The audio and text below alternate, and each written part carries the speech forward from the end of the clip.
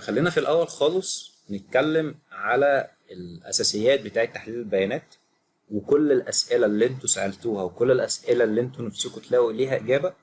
إن شاء الله ربنا يقدرني ويوفقني وأقدر إن أنا أجاوب على كل الأسئلة بتاعتكم النهاردة. تمام؟ مبدئيا بس الأول كده عشان تكونوا عارفين أنا مين وبتتكلموا مع مين أو بتسمعوا مين. أنا أحمد ناصف، أنا خريج كلية حاسبات وذكاء اصطناعي. هي غيروا اسمها مؤخرا لحاسبات وذكاء اصطناعي لأنها دخلوا فيها قسم جديد اللي هو الذكاء الاصطناعي. خلال فترة الكلية حدث ولا حرج، الحمد لله شاركنا في مسابقات كتير جدا. تأهلنا الإكسبو 2020 في دبي. طلعنا مركز تالت على مستوى الجمهورية في إنترنت الأشياء والذكاء الاصطناعي. شاركت في منتدى شباب العالم وأنشطة كتير. كنت بشرح حاجات كتير في فترة الكلية الحمد لله. عملت حاجات كتير برضو خلال فترة الكلية كأنشطة، من مبادرات شبه مبادرة كنت عملت فترة البرمجة للجميع، عملتها سنتين ورا بعض. البرمجة للجميع دي كانت عبارة عن إن كل الجامعات أو كل الكليات بتاعت جامعة بنها كانوا بيجوا عندنا الكلية يوم الخميس من كل أسبوع من الساعة 12 أو من الساعة 10 لحد آخر النهار. كل الدور الأول كان مخصص لينا إحنا للمبادرة، كل قسم موجود فيه حاجة معينة، يعني اللوكيشن ده أو المدرج ده بيتشرح في أندرويد، المدرج ده بيتشرح في ويب، المدرج ده بيتشرح في ماشين ليرنينج، المدرج ده وهكذا. القاعة دي بيتشرح فيها جرافيك. فإحنا الحمد لله خلال فترة الكلية عملت حاجات كويسة جدا. طيب ندخل بقى على طول في الشرح بتاعنا. أول حاجة لازم نفهم الفرق بين أو دايما بنسمع داتا أناليسيز وداتا ساينس. طب هو إيه الفرق بين الداتا أناليسيز والداتا ساينس؟ لما تيجي نسأل نفسنا الأول أسئلة نفهم من خلالها هو أصلا إيه الفرق بين الاتنين، وإحنا اللي هنجاوب بيها بنفسنا. تمام؟ تعالى نحط مبدأ كده. المبدأ ده عبارة عن إن أي داتا معانا، أي داتا أيا كانت إيه هي، الداتا دي داتا تخص بقى موظفين، تخص مرتبات، تخص شركات، تخص تحليل، تخص أيا كان المجال إيه هو. الداتا دي أيا كانت الشركة كمان، الداتا دي محتاجين إن إحنا نجاوب على 4 أسئلة. زي ما هو واضح قدامكم دلوقتي كده، أنا محتاج أجاوب على سؤال إيه اللي حصل، وليه حصل، وإيه اللي هيحصل، وايه اللي احنا لازم ناخد بالنا منه، او ايه الاكشن اللي احنا هنعمله بناء على ال3 اسئله اللي فوق دول. كل سؤال من دول يجاوب لنا على مصطلح مختلف تماما عن غيره. اول سؤال ده محلل البيانات، داتا اناليست. محلل البيانات قدامه داتا، الداتا دي بطريقه ما هيحللها فهيطلع انسايتس. الانسايتس دي نفهم من خلالها البيانات اللي قدامنا دي عبارة عن ايه، او ايه الانسايتس دي، ايه اللي حصل. وده يعني مفيش ابسط من كده تعريف لمحلل البيانات، ان هو انسايتس مين او ايه اللي حصل في الداتا اللي قدامه دي. تاني سؤال، طب انا دلوقتي عرفت بيانات قدامي، عرفت الاجابة على السؤال الاول ايه اللي حصل فيها. ندخل على السؤال التاني، طب ليه حصل ده؟ ليه حصل ده بيجاوب عليه الشخص المتخصص في الجزئية دي. هل ممكن محلل البيانات يجاوب على سؤال ماذا حدث؟ عادي، ممكن يجاوب عليه لو هو فاهم في الدومين اللي هو بيشتغل فيه. ايه ده، هو انا ممكن اشتغل محلل بيانات يشتغل في دومين وهو اصلا مش فاهم اي حاجة فيه؟ هنيجي للنقطة دي دلوقتي او كمان شوية.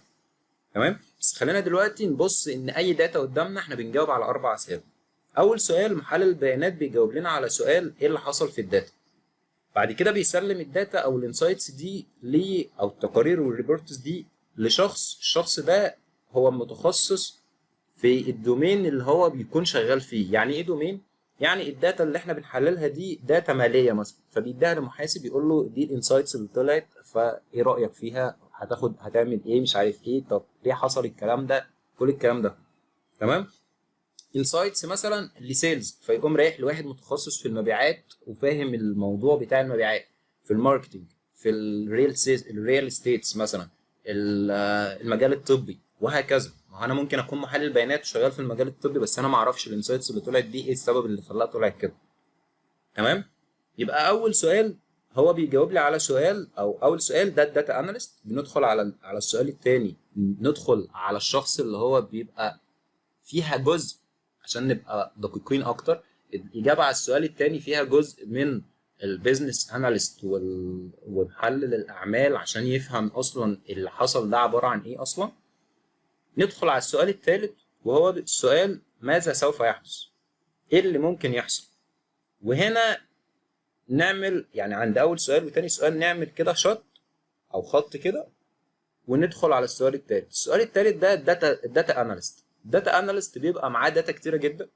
الداتا دي هي داتا سيتس، تبقى حجمها كبير مهول، وبيكون لازمتها او الفايده منها ان انت بتعمل ماشين ليرنينج، بتعمل موديل، بتستخدم فيه الذكاء الاصطناعي. يعني كل اللي انا بشرحه ده يعني اذا كنت انت بتسمعني وانت فاهمه فده حاجه كويسه انك بتاكد المعلومه، ولو انت ما انتش فاهمه فانا بحاول ابسط المعلومه لابسط حد ممكن يكون موجود معانا في المحاضره. تمام. الماشين ليرنينج او الذكاء الاصطناعي هو موديل بيتبني بطريقه بتكون مشابهه للشبكات العصبيه اللي موجوده في عقل الانسان عشان يفكر زي ما احنا بنفكر، عشان كده سموه ذكاء اصطناعي. طيب لازمته ايه؟ لازمته ان انت بتبني موديل بتديله بيانات كتيره جدا من عشرات السنين فاتت، ويبدا يتعلم من الداتا اللي انت اديتها له دي. هو شاف ان واحد زائد واحد بيساوي نتيجه معينه، كذا زائد كذا بتساوي نتيجه معينه، فهو قاعد يربط اللي حصل نتيجه للنتيجه او بالنسبه للنتيجه، فربط قيم وربط نتيجه. حلو. فلما بيجي بعد كده يبني بقى الموديل بتاعه بيكون اتعلم ان ده مع ده بيساوي النتيجه دي، فبيكون مع الداتا الكتيره اتعلم اكتر، بيتست اكتر، فبيطلع لك اكيوريسي اعلى. تمام. ده مش موضوعنا النهارده، احنا دلوقتي بنتكلم عن تحليل البيانات. تمام. طب ندخل بقى على السؤال الاخير خالص. هو اصلا كل اللي تم فوق ده اللي هو ايه اللي حصل وليه حصل، وبنجاوب على سؤال ايه اللي ممكن يحصل عشان ايه؟ مش عشان ناخد ديسيشن، مش عشان صاحب القرار او المدير او الستاك هولدرز يقدروا انهم يشوفوا المؤسسه بتاعتهم دي رايحه على فين فيقدروا انهم ياخدوا ديسيشن. ده ببساطه جدا الفرق بين او ايه لما يبقى معانا داتا احنا نقدر نعمل بيها ايه، او الاسئله اللي احنا محتاجين الاجابه بتاعتها. وده يودينا للفرق بين الداتا اناليست والداتا ساينتست. الداتا اناليست هو بيحلل بيانات اوريدي موجوده معاه وبيجاوب على سؤال ايه اللي حصل في البيانات دي. سؤال او الاجابه على سؤال ايه اللي هيحصل في البيانات، الداتا ساينتست هو اللي بيجاوب على السؤال ده. تمام. احنا كده بكل بساطه وضحنا الفرق بين الاثنين. ندخل بقى على اصلا الداتا اناليست او اي داتا عموما ممكن نشتغل بيها في انهي مجال. انا عايز اقول كلمه واحده بس في هنا، يعني ان الداتا اناليست موجود في كل البيانات او في كل المجالات. هو حرفيا مفيش شركه النهارده مش بتخزن بيانات، مش بتخزن داتا، ايا كانت الشركه دي مجالها او مجال عملها ايه هو. اذا كانت بقى في السيلز، في الماركتنج، في المجال الطبي، في العقارات، في التوثيق، في الزراعه، في مجالات الصناعه، في مجالات التجاره، في مجالات البترول والزيوت، كتير كتير جدا. مفيش شركه ما بتخزنش داتا، كتير جدا. ومحدش يحدد نوع معين او فيلد معين يقول لي هو انا ممكن استخدم تحليل البيانات في المجال الفلاني. اسأل نفسك سؤال، تحليل البيانات محتاج ايه؟ محتاج داتا. المجال اللي انت بتتكلم فيه ده محتاج ايه؟ او بيخزن داتا ولا لا؟ بيخزن داتا، يبقى تحليل البيانات ينفع فيه. تمام؟ تمام. طيب نيجي لنقطة مهمة جدا جدا جدا في الماب بتاعت تحليل البيانات. في حاجه او في اي مجال عموما في جزء تكنيكال وفي جزء سوفت سكيلز. في جزء تكنيكال في جزء سوفت سكيلز. خلينا الاول نتكلم عن السوفت سكيلز، لان ناس كتير جدا بتهمل الجزء ده ومش بتركز معاه وما هيش عارفه اهميته وقد ايه هو ممكن يفرق معاها اصلا. حلو. من المهارات اللي المفروض تكون موجوده عندك بعيد اصلا عن مجال تحليل البيانات، بس هي اكتر ممكن هتستفاد منها في مجال تحليل البيانات او اي مجال تكنولوجي عموما، هي ان انت تكون عندك مهاره تواصل كويسه جدا. تعرف تتكلم، تعرف تطلب، تعرف تعرض، تعرف ما يبقاش يعني تكون حميم في وسط المجموعة اللي انت شغال معاها. تعرف تبني نتورك معينة، تعرف لما تكون عايز معلومة معينة من القسم الفلاني هتشتغل معاه ازاي، القسم التاني ده هتشتغل معاه ازاي. communication skills بتيجي من ايه؟ بتيجي من الانفتاح، من ان انت تقدر انك تعاشر ناس كتير فهتتعلم اكتر. فطول ما انت قافل على نفسك مش هتتعلم المهارة دي خالص. تمام؟ البرزنتيشن سكيلز، كام واحد من اللي حاضرين النهارده قادر ان هو يقف قدام ناس كتير على ستيج ويشرح لهم اي حاجه، ان شاء الله يغني؟ مش كتير الا من رحم ربنا. مش كتير. مش كتير عنده اوبشن ان هو او عنده القدره ان هو يقف قدام ناس بدون ما يبقى متوتر، بدون ما يبقى عنده اصلا المهارات بقى من اي كونتاكت، من نبره صوته، من البادي لانجوج بتاعته، من التحضير، من الاسئله المفاجاه اللي ممكن تتسال له. كل الكلام ده في البرزنتيشن سكيلز. طيب هو انت اصلا برضو اي حاجه من اللي انا بحكيها دي هي بالتجربه وبال الفعل على ارض الواقع. انا اول مره عملت فيها برزنتيشن، اول مره قدام جمهور على ستيج، كانت قدام وزير الشباب والرياضه في معسكر كنا في بورسعيد. كنت المتحدث الرسمي باسم جامعه بنها في المعسكر ده. ودي كانت اول مره بالنسبه لي اقف قدام صرح كبير من الناس واشرح او اعرض فكره او اعرض برزنتيشن. والحمد لله ما كانتش يعني دي كانت اول مره، والحمد لله ما كانتش اخر مره. تمام. طيب احنا كنا من شويه كنا بنقول ان انت لما بتعمل الاناليسيز انت بتعمله عشان تاخد بناء عليه قرار. فانت لما يبقى عندك فكره او عندك مهاره اتخاذ القرار والديسيشن ميكنج، وتكتب ريبورت وتقول في نهايه الريبورت ده التوصيات 1 2 3، او ان احنا ممكن ناخد قرار 1 2 3، ده هيفرق معاك جدا كشخص، ك كمكانه جوه الشركه، ان انت سبورت وبتدي اقتراحات وبتعرف تاخد قرار. تمام. ومش بس في كده، عموما في حياتك. تمام. طيب التيم وورك. التيم وورك مفيش بروجكت بدون تيم. يعني مفيش حد بيقول لك خد الداتا دي واشتغل، لا خالص. اقل بروجكت هتشتغل عليه هيبقى انت وواحد كمان، انت والمدير، انت وواحد مسؤول عن الداتا، انت والفريلانس اللي انت او صاحب المشروع اللي هيقول لك انا عايزك تعمل لي 1 2 3.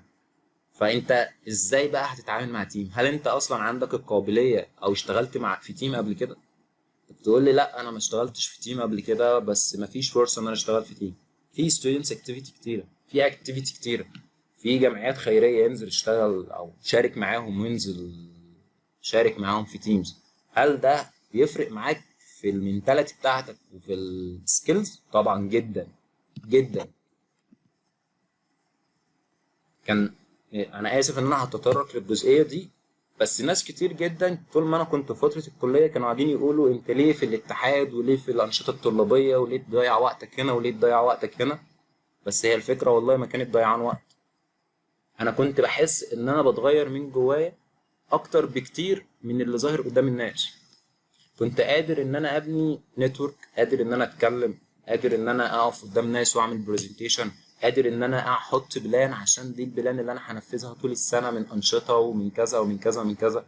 حطتني كتير في وضع مسؤوليه، ان انت تكون مسؤول عن مبادره، ناس طلبه كتير بتيجي، عندك اكتر من مدرج شغال بتتابع هنا وبتتابع هنا. فكل الكلام ده انت ممكن تبقى شايفه تافه، بس صدقني على ارض الواقع انت هتتغير كتير جدا. شارك في انشطه طلابيه، شارك في انشطه تطوعيه، في انشطه خيريه، هيفرق جدا معاك كشخصيه قبل ما يفرق معاك في اي حاجه في الشغل. تمام. نيجي عند نقطه مهمه جدا وهي البروبلم سولفنج. البروبلم سولفنج بمعناها كده ايه الخطوات اللي انت بتاخدها لما تقع في مشكله، بتفكر فيها ازاي، ايه اللي انت بتعمله لما تنضغط. لو العميل جه قال لك انا عندي مشروع والمشروع ده عايز منه واحد اتنين تلاته، وانت ما انتش عارف ازاي اصلا تنفذ واحد اتنين تلاته دي، هتتصرف ازاي؟ لو قابلتك مشكله في البروجكت وخلاص التايم لاين قرب او الديدلاين قرب، هتعمل ايه؟ هتتصرف ازاي؟ هي دي بروبلم عندك. هي مش الفكره كمان في ان انت معاك مشروع وبتقابلك فيه مشاكل، ده طبيعي. الفكره اصلا في ان انت عندك داتا وعايز تفكر اصلا الداتا دي هتحل المشاكل اللي فيها ازاي. واللي بيتعلم البروبلم سولفنج في حياته بتفرق معاه في اي حاجه تانية، ولو اتعلمها كمهاره عشان الداتا اناليسيس هتفرق معاه في حياته، والعكس صحيح. يعني انت بتتعامل مع داتا وارقام وهتقابلك مشاكل كتير جدا. الفكره انك تفكر ازاي تحل المشاكل دي بطريقه سيكونس، بطريقه منطقيه. فدي من ضمن المهارات اللي ناس كتير غافله عنها. الناس كتير بتجمع السوفت سكيلز كده ترميها على جنب وتيجي تدخل في التكنيكال على طول، وده غلط. الاتنين لازم يبقوا ماشيين مع بعض، ودي مهارات حياتيه بعيد اصلا عن المجال اصلا. تمام. اخر حاجه وهي المينتاليتي. المينتاليتي اللي شامله كل اللي انا حكيت عليه فوق ده. عقليه محلل البيانات اللي لما تبقى قدامه داتا ازاي يسال السؤال الصح، ازاي يبقى عنده اوبشن ان هو يربط ايه بايه عشان يطلع ايه، الكولوم ده استفاد منه ازاي، البروجكت اللي معايا ده اطور منه ازاي.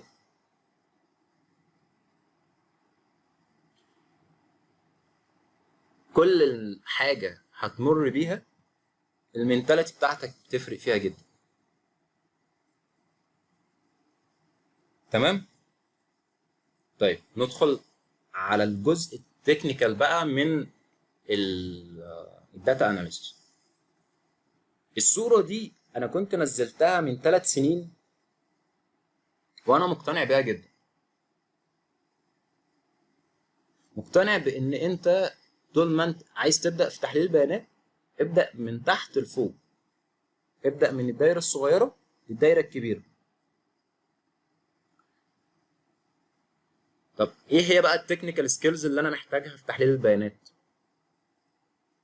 خلينا نقسم الموضوع لايرز عشان هي الموضوع عادي، خد وهات في الكلام عادي ايزي. حلو. تحليل البيانات هنعتبر ان هو لايرز. حلو. اللايرز دي عباره عن ايه؟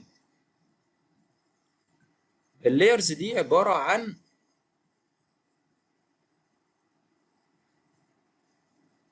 ثانيه. اللايرز دي عباره عن ايه؟ اللايرز دي عباره عن تحديد مستوى. يعني انا حط لنفسك كده مستوى اول، مستوى تاني، مستوى تالت، مستوى رابع، وهكذا. وكل ما انت عليت بالمستوى كل ما كانت فرصتك اكبر. طب مبدئيا كده ناس كتير جدا بتقول لك انا عايز ادخل تحليل بيانات بس ما بفهمش حاجه في الرياضه وما بحبش الرياضه. هو الموضوع ملوش علاقه بالرياضه قد ما ليه علاقه انك بتتعامل مع ارقام. بعد شويه هتلاقي نفسك بتتعامل مع معادلات، تلاقي بعد شويه نفسك بتتعامل مع احصاء وبريورتي ومش عارف ايه وبتاع. فانت لو مش بتحب ده، او مش فكره مش بتحبه، انت فكره انك مش متقبله ومدي لنفسك اوبشن ان انت مش قادر تفهم ده، فهتدخل تحليل بيانات ليه؟ ملهاش لازمه. فخلينا نقول بالسيكونس كده او بالترتيب كده ايه هو اللي انت محتاج تعرفه في تحليل البيانات عشان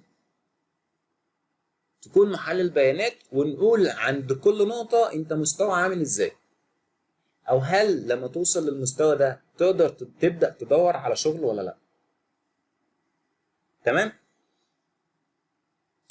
لحد لينير الجبرا كل اللي تحت ده انت محتاج منه ان انت تكون بيزك فيه. انا مش محتاج منك انك تكون بتطلع نار من بقك خالص.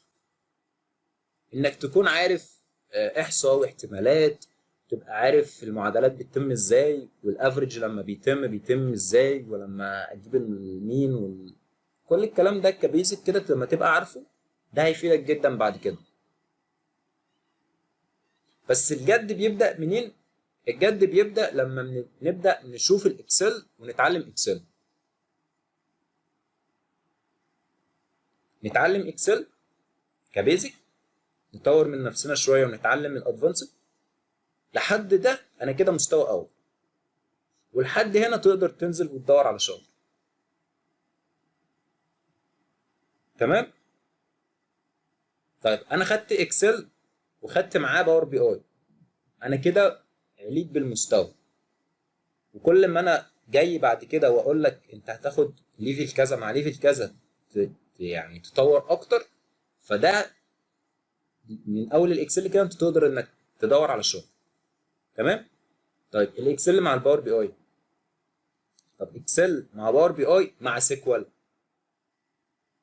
طب اكسل مع باور بي اي وسيكوال وتجيب معاهم كمان بايثون.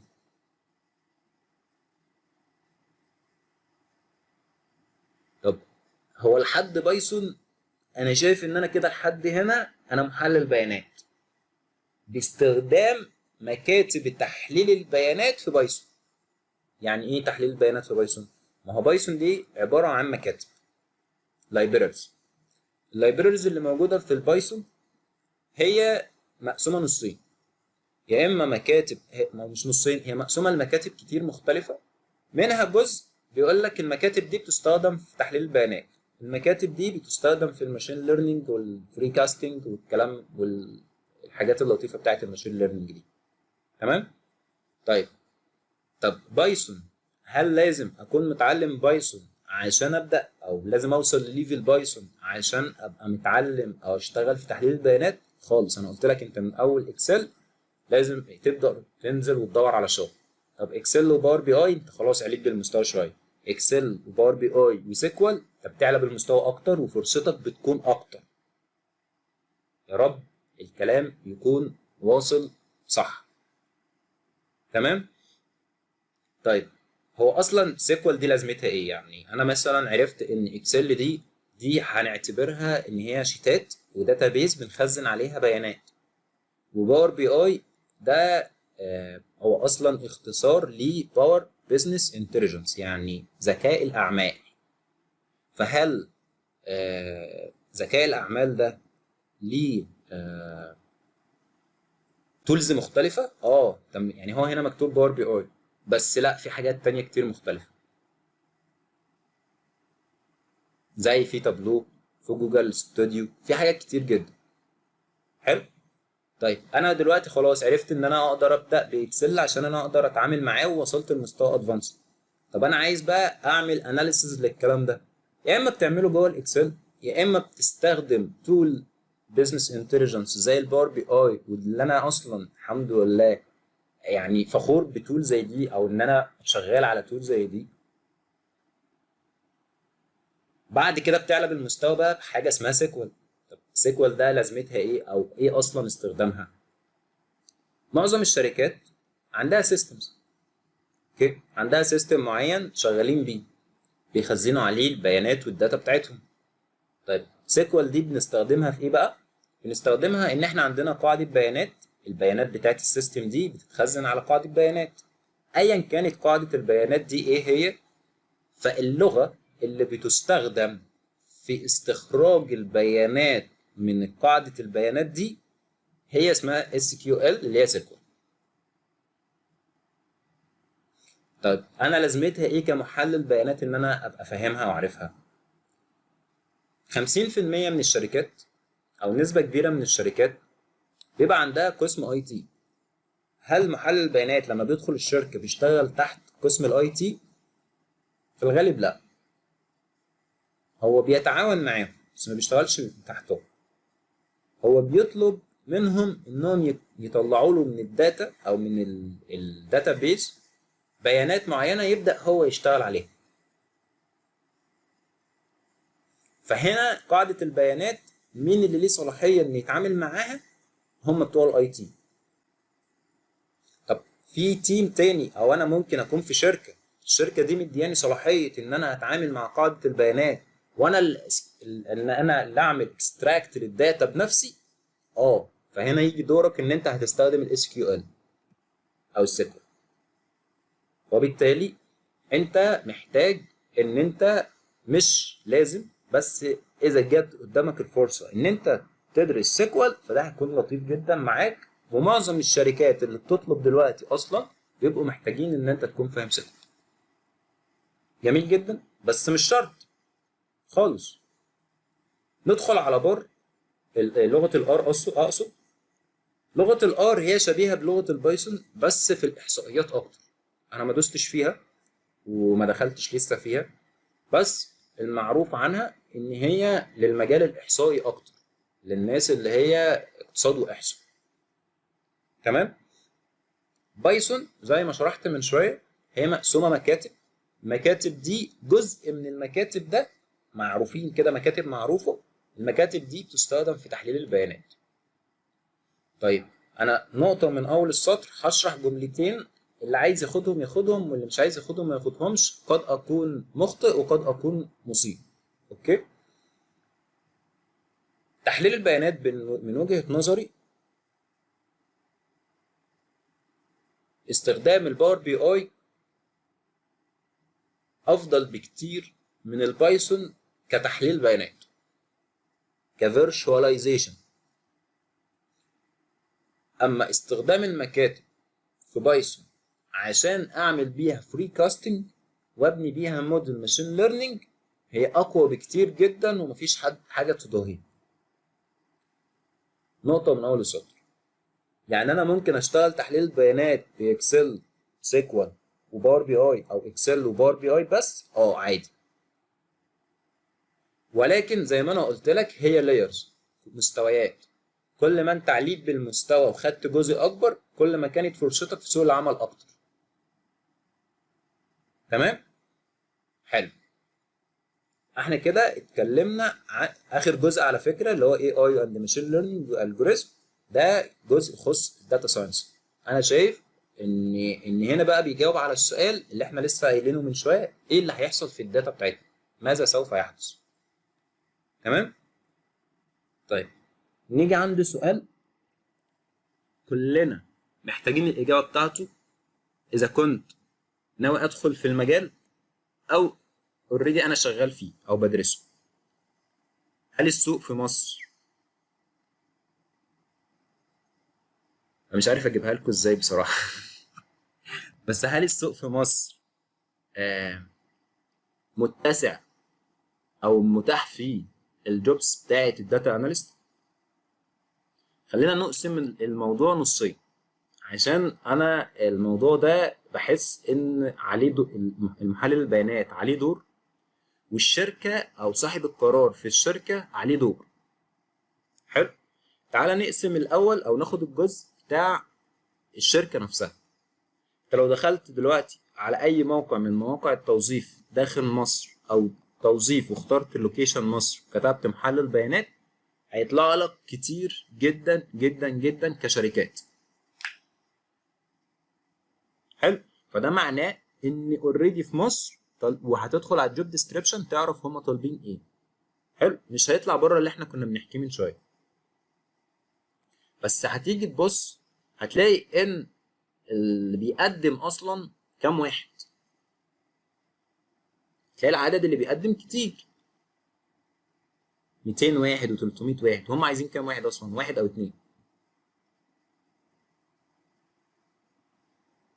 طب اللي اعلنوا دول هم اوريدي فاهمين وعارفين اهميه تحليل البيانات، بس في جزء تاني اهم بكتير جدا، او شريحه اكبر 100 مره من اللي عارفين، من الشركات اللي عارفه. يعني شركات ما هيش عارفه اصلا يعني ايه تحليل بيانات ولازمته ايه ولا دوره ايه ولا اي حاجه في الحياه.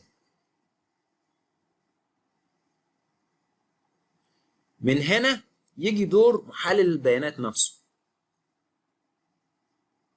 محلل البيانات لازم هو اللي يسعى، اذا كان عنده الرغبه اصلا لده، ان هو اللي ينزل للشركات. طب هتيجي تقول لي انزل لانهي شركه؟ يعني انزل مثلا لشركه في الماركتنج ولا السيلز ولا الريال استيت ولا في المجال الطبي ولا الادويه ولا ايه بالظبط؟ اي شركه تخطر على وانت ماشي في الشارع كده لقيت شركه، ادخل قول لهم انا فلان الفلاني بعمل واحد اتنين تلاته، او في اصلا مجال اسمه مجال تحليل البيانات بيعمل واحد اتنين تلاته. والله والله والله اعرف واحد، وانا كنت بعمل كده انا كمان والله لمده سنه كامله. كنت اخد اللاب بتاعي عليه شغلي، معايا كذا نسخه من السي في، وانزل للشركات. قسما بالله ما كان بيبقى فيه بلان انا نازل لانهي شركه، وادخل للشركه دي اقول له انا عندي انت بتخزن داتا وبتاع، ونقعد نعمل شويه ديسكشنز كده. طب انا ممكن اعمل لك واحد اتنين تلاته، يا يا لا. طب استنى بقى صاحب الشركه لما يجي، هو اللي هياخد قرار في الموضوع ده. خلاص سلام عليكم.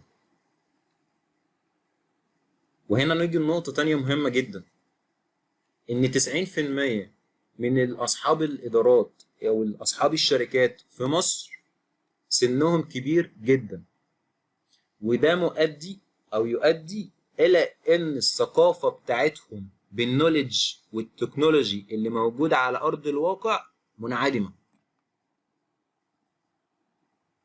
وما عندهمش الرغبه انهم يطوروا في المؤسسه او المنظومه بتاعتهم. مش انا بكسب جنيه، خلاص انا راضي، مش هي معيشاني والموظفين تمام وكل حاجه حلوه، بس انا مش عايزهم يبقوا 2 جنيه يا باشا، انا مش عايز، هي مش ماشيه، خلاص زي الفل. اللي اكبر من ده كله، انا هحكي لكم موقف بس محدش يضحك، ماشي؟ محدش يضحك. دخلت الشركه، كانت شركه ادويه. دخلت قلت له والله يا باشا انا بعمل واحد اتنين تلاته، وانت مخزن الادويه اللي عندك والشركه والكلام ده كله هيتهندل بضغطه زرار واحد، هتعمل واحد اتنين تلاته، هاخد لك الداتا دي هندلها لك اظبطها لك اعمل لك واحد اتنين تلاته، وهتستفاد واحد اتنين تلاته. عارفين يرد عليا يقول لي ايه؟ والله يا فندم احنا بنشتغل بارخص الطرق مش باكفأها.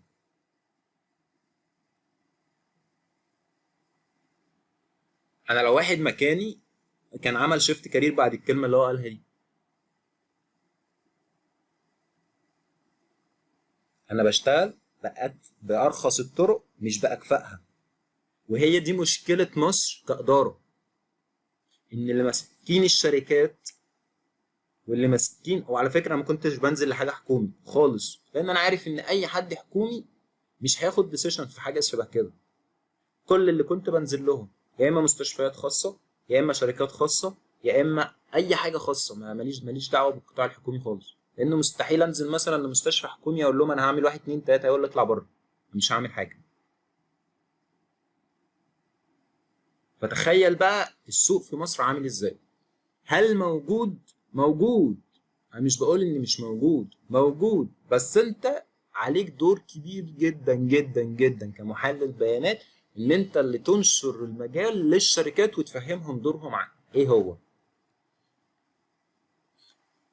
على سبيل المديرين اللي هم بيسعوا انهم يفهموا تحليل البيانات او يواكبوا التطور اللي بيحصل.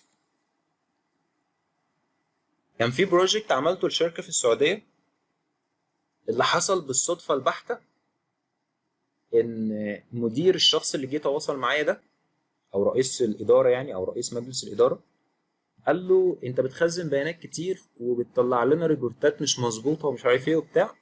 في حاجه دلوقتي نسمع عنها اسمها، والله بيقول لي كده حرفيا، بيقول لي في حاجه دلوقتي دور عليها كده اسمها تحليل البيانات مش عارف ايه بتاع، شوف كده. فقال له ماشي.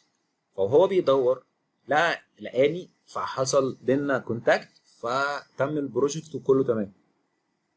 بس انا مش بره عن البروجكت، انا اصلا متوقف عند فكره ان المدير هو اللي فكر في ايه، في حاجه شبه كده. لان مفيش حد هياخد ديسيشن في ان هو يضيف بوزيشن زي الداتا اناليست عنده في الشركه الا اذا كان فاهم اهميه تحليل البيانات بالنسبه له. وده منعدم في الادارات في مصر. نقطه واول السطر عشان ندخل في اللي بعده. كشغل في مصر موجود. انا عندي واحد صاحبي راح عمل انترفيو شغل كاكسل بس، ادفانسد اكسل. هو الشركه عايزاه يجي بيفهم في الاكسل بس. فان انت تلاقي شغل كاكسل بس موجود، بس موجود بنسبه قد ايه؟ طب شغل موجود باكسل وباور بي اي موجود، بس بشريحه اكبر من الاكسل بس. اكسل وسيكوال وباور بي اي شريحه اكبر من اكسل وباور بي اي بس. فهي محتاجه مننا احنا مش نقعد نسال قبل ما ندخل المجال هو المجال متاح في مصر ولا لا. لو دورت على فكره على بره مصر هتلاقي، واللي عايز يتعلم المجال ده ويسافر بره مصر يا ريت. ادخل كده على اي موقع من انديد بقى ولا بيت ولا وظف ولا اي حاجه، واختار بوزيشن بره مصر، لوكيشن بره مصر. هتلاقي كتير جدا، هتلاقي في الامارات والسعوديه، وهتلاقي في دول اجنبيه. انا عندي واحد والله العظيم، لا يعني مش مستاهله ان احنا نحكي القصه دي، بس يعني موجود كتير جدا بره مصر. لانهم بره وصلوا لفكره، او هم بره بيفكروا اكتر في التطور، انهم يشوفوا الدنيا عامله ازاي. فعشان النقطه في الشغل اتكلمت او لقيت فيها جدل كتير جدا في مصر، انت محتاج حاجتين. محتاج تشتغل على نفسك، تبقى واثق من نفسك، تعمل مليون مشروع، مش مشروع ولا اتنين ولا تلاتة. تشتغل وتتعلم كل يوم معلومة جديدة عن اليوم اللي قبله، وهتفضل طول عمرك بتتعلم. ايه المستوى اللي تقول فيه انا عايز ابدأ شغل؟ ابدأ اعمل مثلا 10 مشاريع 15 مشروع، وابدأ دور على شغل في الوقت اللي انت استيل بتعمل فيه مشاريع برضه. مش معنى انك عملت مشروعين ثلاثة تنزل تدور على شغل وتقول انا مش لاقي شغل. مستوايا عايز يتطور. الوظائف في مصر مش حلوة، وفي تنافسية في مصر. والنقطة التانية والمهمة في موضوع الشغل دي، ناس كتير جدا عايز تعمل شيفت كارير. وانا من وجهة نظري، من وجهة نظري المتواضعة التي لا قيمة لها على الإطلاق، ان ليه تعمل شيفت كارير في حين ان انت ممكن تستخدمه في مجالك. والتحليل البيانات دلوقتي هو اكتره كمهارة اكتر منه كمجال. يعني انا دلوقتي جاي لي كشركة اتنين محللين، اتنين محاسبين. واحد في السي في بتاعه ان هو بيعمل تحليل مالي وتحليل بيانات. وايه الفرق بين التحليل المالي والتحليل البيانات؟ هو استخدام التحليل البيانات بس في المال، في الاموال. ايه الفرق بين التحليل البيانات في المجال الطبي؟ ان انا بحلل بيانات للمجال الطبي او للتشخيصات الطبية، للأدوية. فتحليل البيانات ما تنخدعوش بفكرة تحليل مالي وتحليل مش عارف ايه وتحليل. هو في الاول وفي الاخر دي بيانات، مادة خام بالنسبة لنا بنتعامل عليها. حلو. طيب انا دلوقتي كمجال، انا من وجهة نظري المتواضعة جدا، كل واحد انت محاسب ما تسيبش المحاسبة وتروح تتخصص في تحليل بيانات. استخدم تحليل البيانات كمهاره ليك ان انت تعمل بيها شغل ترقي بيه نفسك، تقدم بيه انسايتس للمدير اللي فوقك يتبسط من شغلك فتترقى اسرع. كان في واحد شغال في الاوبريشنز والسيلز، يعني بعد فتره واحنا بنتكلم قال لي انا تحليل البيانات اللي اتعلمته معاك هو اللي طورني وعملت بيه انسايتس خلت المدير بتاعي يرقيني اكتر من زمايلي، وغير من طريقه تفكيري للبروجكتس اللي انا كنت بشتغل فيها. فانت ليه تعمل شيفت كارير في حين ان انت تستخدم، انت دكتور او مهندس، خد ده طبقه عندك. انا 80% من اللي بيحضروا معايا في الورش او 90% منهم هو يا اما محاسب وعايز يستخدم البيانات او تحليل البيانات دي في شغله، يا اما مهندس، يا اما في الماركتنج، يا اما في السيلز. وهنا مش بحدد مجال الشغل، انا بتكلم كبوزيشن، بتكلم كمجال. انت مجالك ايه؟ استخدم تحليل البيانات فيه. ما توقفش مجال شغلك ومجال دراستك واللي انت متخرج فيه عشان حاجة تانية انت مش عارف لسه مستقبلها عامل ازاي، ولكن تقدر بكل قوة ان انت تضيف ده كمهارة ليك انت، كبوزيشن ليك، كحاجة في السي في. فانت دلوقتي في بوزيشن استخدم تحليل البيانات فترة زمنية قصيرة جدا، ريبورتات، هتلاقي الدنيا مختلفة تماما معاك.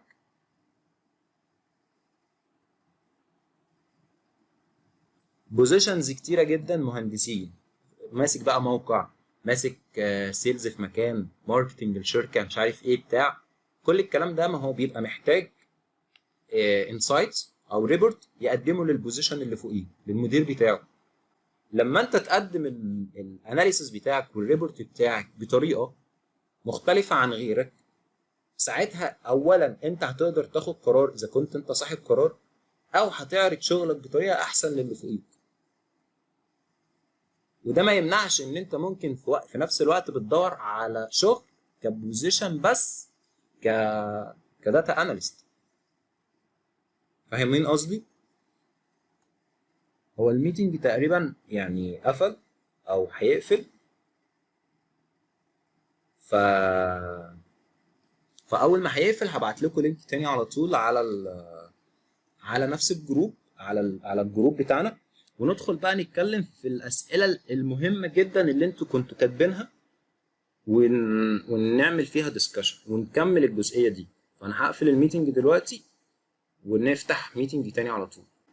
طيب نكمل. انا زي ما قلت لكم فكره ان انت عشان تعمل شيفت كارير من مجالك، انا شايف ان هي خطوه لازم تفكر فيها بشكل كبير جدا، وانت تتعلم تحليل البيانات وتطبقه في شغلك اكتر بكتير او احسن بكتير من ان انت تقوم عامل شيفت كارير مره واحده. تمام؟ في حد اتش ار عمل يعني خد معايا الكورس وطبق ده في شغله، وجه والله العظيم بيقول لي انا عملت بيه شغل محترم جدا للمديرين اللي فوقي، كانوا مبسوطين جدا منه. الشركه اللي انا عملت لها بروجكت في السعوديه هو كان لقسم مش للشركه، كان لقسم الاوبريشنز بس. كانت شركه كبيره وضخمه يعني مش شركه صغيره. فكان في الاجتماع بقى اللي فيه بيبقى فيه بقى رؤساء الاقسام كلهم، فبيقول له انت فضحتنا او عرتنا، انا اسف على اللفظ بس هو قالها كده حرفيا، قول باقي المديرين، قال انت عرتنا قدام المدير.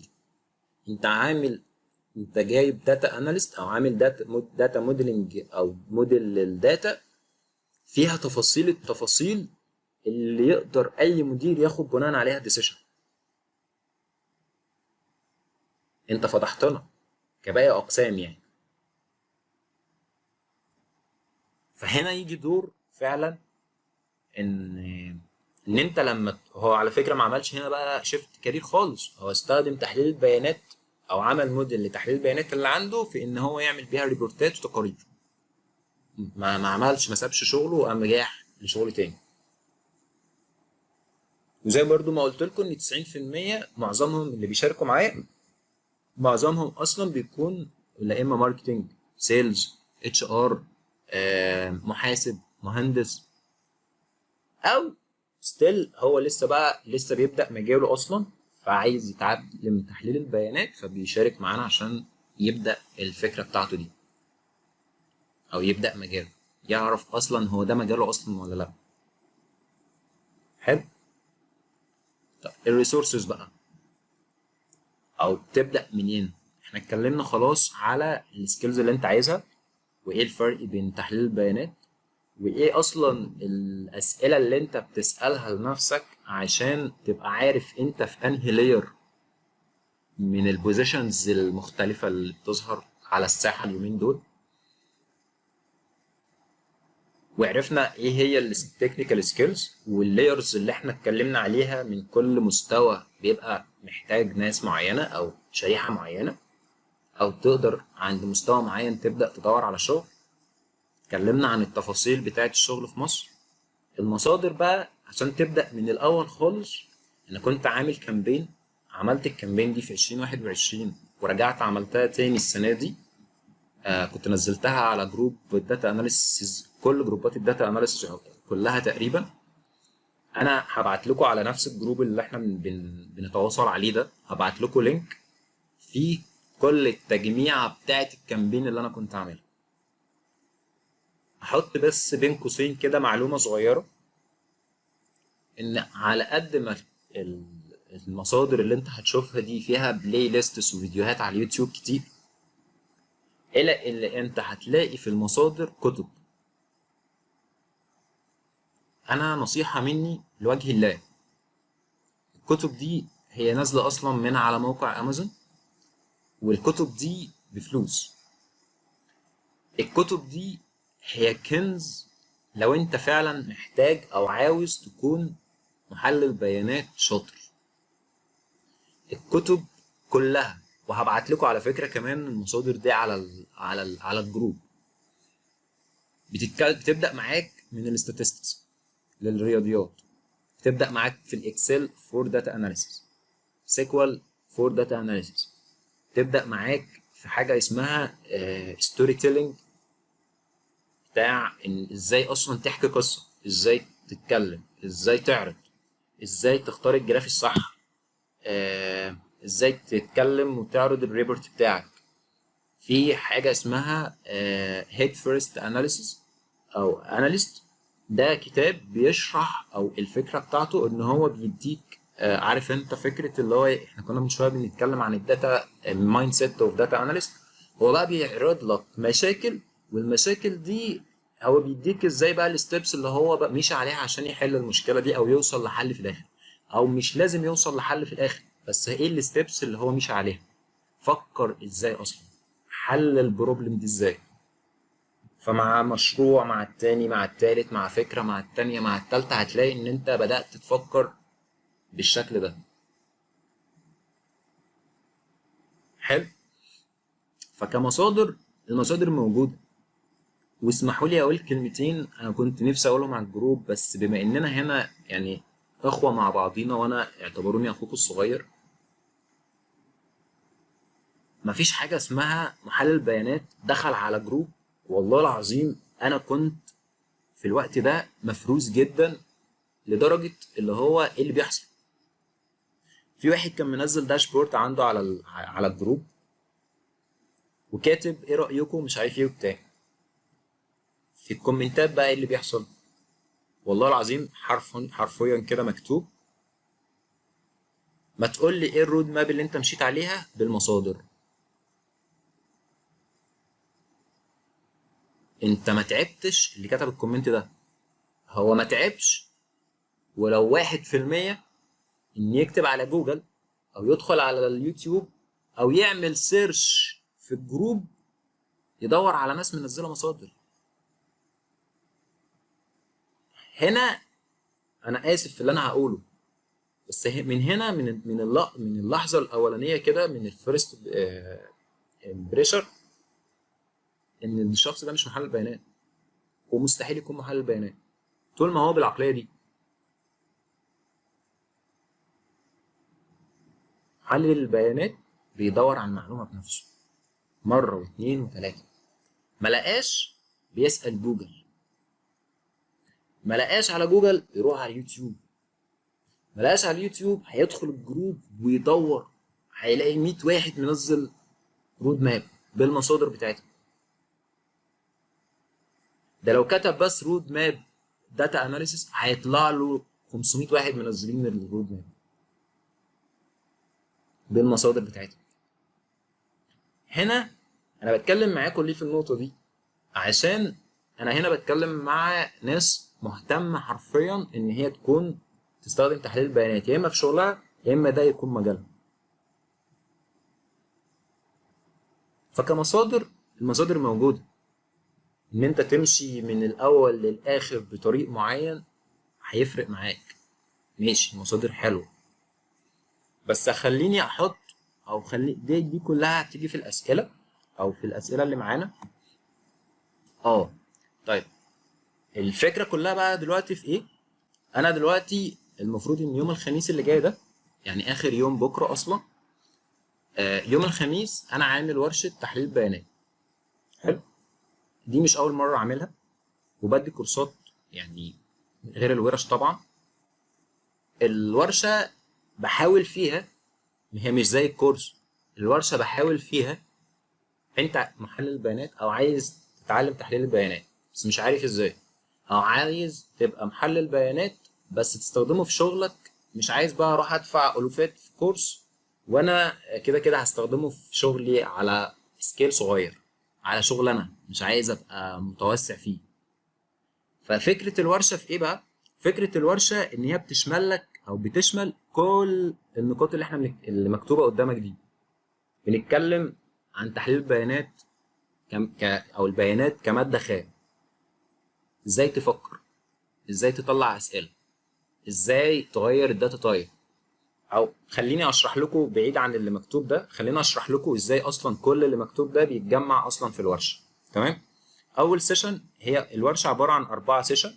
اول سيشن عباره عن ايه؟ اول سيشن عباره عن ان احنا معانا ماده خام اللي هي الداتا، اللي طبيعي طول السيشن او طول المحاضره قاعدين نتكلم عليها. الداتا دي بنعمل فيها ايه؟ الداتا دي بنعمل لها بري بروسيسنج من الاول للاخر، كليننج، كلاسيفيكيشن، فاليديشن، نشوف الداتا تايب بتاعتنا. الداتا تايب ممكن تكون في الاكسل او في الداتا بيز بتاعتي بداتا تايب، ادخل لل للداتا اناليسيس على الباور بي اي الاقي بغير الداتا تايب بتاعتي عادي خالص.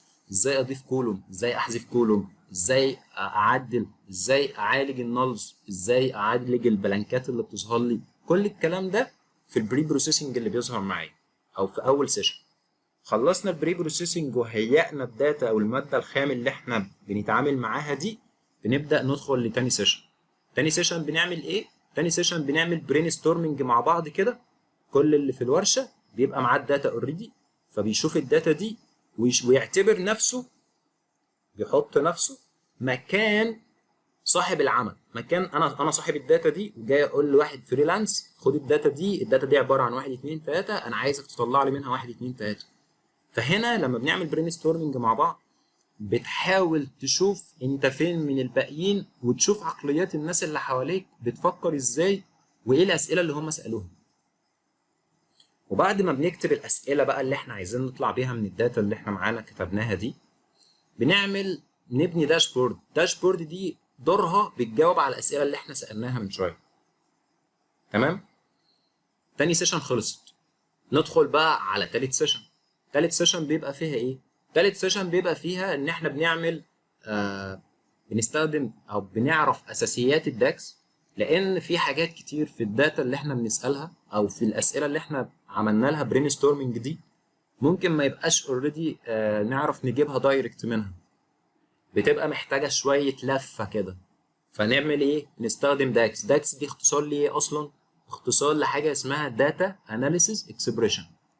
داتا اناليسيس اكسبريشن دي هي اكسبريشنز بنكتبها بطريقه معينه جوه الباور بي اي او جوه الباور كويري عشان نعمل بيها فانكشن معينه تجاوب لنا على السؤال اللي احنا عايزينه. حلو؟ وهي قويه جدا ومهمه جدا اذا فكرت ان انت اصلا تتعلم الباور بي اي. طب ندخل بقى على نقطه ثانيه مهمه، وهي انا دلوقتي شغال في مكان ومعايا داتا في شيت اكسل، وعندي داتا في شيت اكسل او في فايل تاني خالص، وعندي داتا فايل تالت خالص، عندي 10 فايلات مثلا او 5 فايلات، والفايلات دي باخد من هنا كوبي واحط هنا، واخد من هنا كوبي احط هنا. طب ما ده متعب. لا، لو في سبب للربط بينهم بطريقه معينه، بنعمل حاجه اسمها داتا موديلنج. الداتا موديلنج دي هي ان انا بجمع التيبلز دي مع بعضها او الشيتس دي مع بعضها، ويبنوا لي نتورك. النتورك دي ليها شكل معين، كل حاجه بتسمع في حاجه تانية بطريقه معينه، وبالتالي انا بقيتش يعني مضطر ان انا اعمل اناليسز او ان انا اخد كوبي من مكان احط في مكان تاني. لا خالص، انا ممكن استدعي من هنا لهنا بضغطة زرار واحد، وبقت الداتا اللي هنا موجودة هنا، كل ما بتتغير هنا بتسمع في الجدول التاني. خلصنا السيشن التالتة. فاحنا كده شرحنا 3 سيشن. بري بروسيسنج، عرفنا ازاي نفكر وازاي يبقى عندنا عقلية محلل البيانات، وعملنا برين ستورمنج مع بعض، بنينا داشبورد، عرفنا اساسيات الداكس، وعرفنا ازاي لما يبقى معانا اكتر من فايل في اكتر من مكان ازاي نعمل لهم داتا موديلنج. الثلاث ايام دول او الثلاثه سيشن دول ورا بعض، انا مش محتاج منهم حاجه. كده كده بقى بيبقى فيه 3 4 ايام قبل اخر سيشن. اخر سيشن دي بقى دورك فيها ايه؟ انت بقى كشخص مشارك في الورشه بتطبق على اللي انت اتعلمته خلال الثلاثه سيشن الاولانيين في بروجكت كامل بنفسك من الاول للاخر. بتطبق على البروجكت من الاول، من اول بري بروسيسنج لحد الاخر ما تبني الداشبورد، تبقى انت جاوبت على كل الاسئله اللي انت سالتها.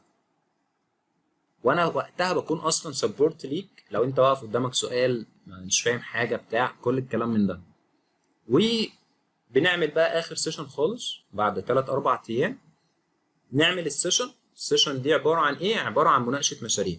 انت بتعرض البروجكت بتاعك، انا بعرض البروجكت بتاعي، فلان بيعرض البروجكت بتاعه، انا سالت نفسي الاسئله 1 2 3، انت سالت، فلان سال الاسئله الفلانيه، واحد صمم بطريقه، واحد تالت صمم بطريقه تالته خالص، كل واحد. فنيجي في الاخر نشوف مشاريع بعض، لان اوريدي تحليل البيانات عامل زي الجرافيك، لما بيقول لك دايما بص وشوف ديزاينات كتير عشان تعمل عندك انت تغذية بصرية في عقلك. نفس الكلام لما انت تبني، لما تشوف كذا واحد عامل كذا بروجكت، كذا واحد فكر بكذا طريقة، انت نفسك في الباك جراوند بتاعتك في عقلك الباطن هتخزن عندك طريقة تفكير الناس التانية، هتاخدهم معاك في الحسبان. الديزاينات المختلفة اللي هتتعمل انت هتتعلم منها، في ان في حد عمل الديزاين الفلاني فانا انا ممكن اخد منه حتة استخدمها، عجبتني مش عارف ايه. ويبقى احنا كده خلصنا ال4 سيشن بتوع ورشة تحليل البيانات باستخدام الباور بي اي والاكسل، وخدت فيها الموجز المفيد. تمام، خدت فيها الموجز المفيد. ندخل بقى على موضوع الاسئله.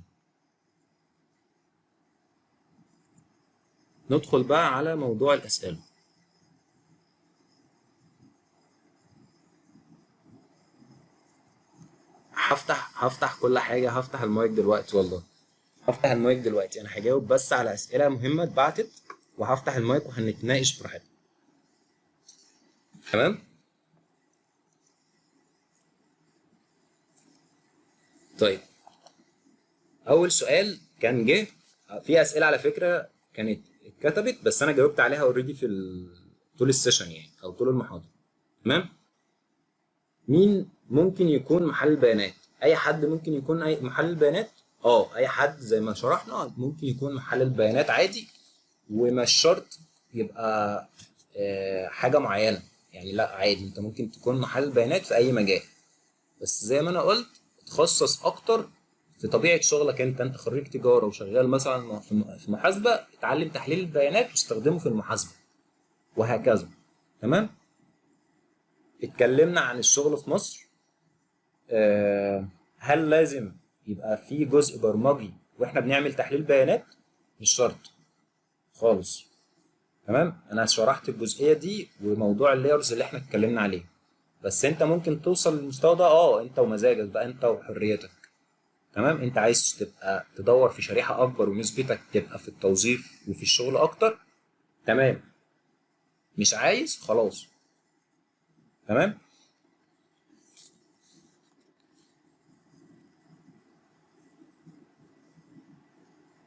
طيب ازاي تعمل بروتوفوليو وازاي تعرض شغلك؟ حلو. دي فيها كذا طريقه.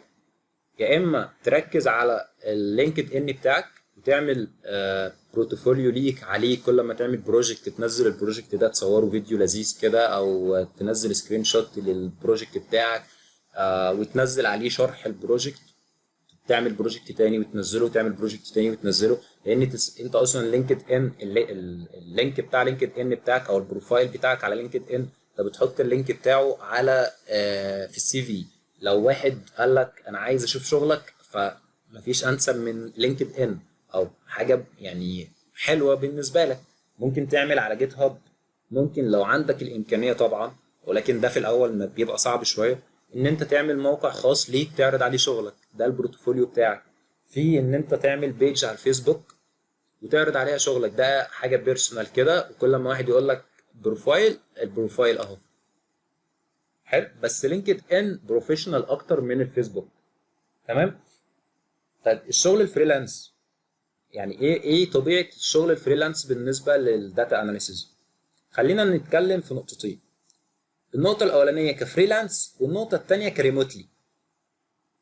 ريموتلي اعتقد ان هي صعبه بشكل كبير جدا، لان انت محتاج الشركه تكون محتاجاك معاها جوه الشركه عشان يبقى ليك اكسس من داخل الشركه، فما تسربش الداتا بتاعتها بره. ريموتلي يعني الداتا بتاعتهم مباحه بالنسبه لك. حلو. يعني كنت شغال في مكان هو ممنوع تدخل فيه بفلاشه ولا لابتوب، ولا والجهاز نفسه ممنوع ان انت تبعت من عليه اي حاجه، ممنوع الفلاشات، ممنوع تدخل فيه اصلا، كل الكلام ده. ليه؟ لان هو كان مكان سكيور، ومكان ما ينفعش ان انت تاخد من عليه داتا. حلو. فمعظم الشركات الداتا بتاعتها هي الكنز بتاعها. فريموتلي يعني موجوده، بس مش متاحه قوي. حلو وصعبه. ندخل على الجزء الفريلانس. هل الجزء الفريلانس متاح؟ متاح. ادخل كده على اب وورك او فريلانسر او في مستقل او فايفر او اي شركه من الشركات او المواقع اللي بتقدم العمل الحر، هتلاقي ان انت ناس بتقول لك انا عايز اعمل داتا فيرتشواليزيشن لواحد اتنين تلاته، انا عايز واحد بروفيشنال في الباور بي اي يعمل لي واحد اتنين تلاته، انا عايز استخدم باور بي اي في ان هو يعمل لي البروجكت الفلاني، انا عندي البروجكت الفلاني بس عايز اعدل على حاجه معينه. كل الكلام ده متاح فريلانس كبروجكت، مش كشغل انك تعمل شغل بالقطعه. تمام. والداتا اللي بتتبعت لك هي مش داتا حقيقيه، هي داتا فيك بالنسبه لبروجكت كبير، او هو الاستراكشر متاح او الاستراكشر صح، بس الداتا اللي فيه فيك. حلو. طيب هل ده بقى معناه ان ما دام ما فيش شغل ريموتلي او الشغل الريموتلي كتير قليل، ده معناه ان انا ببقى لو عايز اشتغل بره مصر انا متاح ليا السفر، او السفر اصلا متاح لمحلل البيانات؟ دور على النت هتلاقي ان ناس كتير بره في شركات بره طالبه محللين بيانات بره مصر. تمام. طيب في سؤال اتكرر اكتر من مره، انا اسف لازم اقول، هي فكره هل محلل البيانات ليه عمر معين؟ انا مش شفتهاش بصراحه. يعني هل مثلا في الجوب ديسكريبشن بيبقوا كاتبين، او في الجوب ريكويرمنتس بيبقوا كاتبين احنا عايزين محلل البيانات اللي يبقى جاي ده من سن مثلا 22 ل 30؟ انا ما شفتهاش بصراحه. بس ده ممكن يبقى حاجه داخليه بالنسبه للاتش ار وقت ما يجي يقيم، ان انت مثلا ممكن تكون وصلت لعمر ال 30 فيجي يقول لك انت عملت ايه كمحلل بيانات قبل ال 30. لو انت بقى في النقطه دي انت محتاج تقوي نفسك اكتر كمشاريع، عشان لما تيجي تقدم وتبقى بقى في الانترفيو تقول انا عملت شيفت كارير وخدت واحد اتنين تلاته شهادات، واحد اتنين تلاته خدت كورسات، واحد اتنين تلاته وعملت بروجكتات، واحد اتنين تلاته. تمام.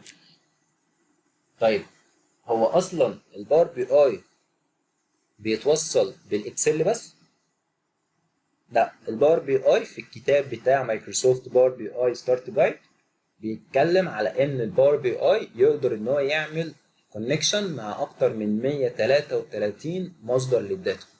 منها كل حاجه بقى، اوراكل، سيكوال سيرفر، بتاع ده، اي بي ام دي بي 2، ايجر، اي دبليو اس بتاع امازون، كل وان درايف، جوجل شيت، كل التولز وكل الداتا بيز اللي انت ممكن تتخيلها ولا تتخيلها، او اللي تسمع عنها واللي لا تسمع عنها، تقدر الباور بي اي ان هو يقدر يعمل بيها كونكشن.